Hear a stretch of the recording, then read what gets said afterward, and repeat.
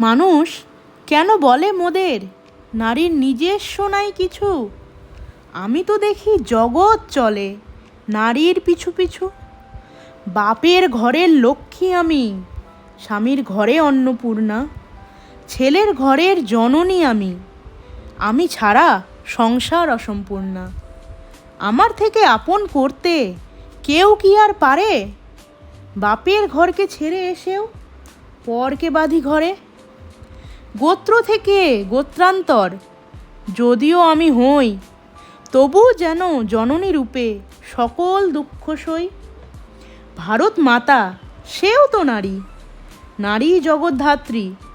নারী হলো এ জগতের সবার জন্মদাত্রী। পুরুষতান্ত্রিক সমাজ তাই পুরুষকে বড় করে। জেনে রেখো সেই পুরুষকেই নারী গর্ভে ধারণ করে। মহাকাল আমার পদতলে শায়িত চিরকাল, আমি ছাড়া এ জগৎ সংসার সবই হবে যে অচল।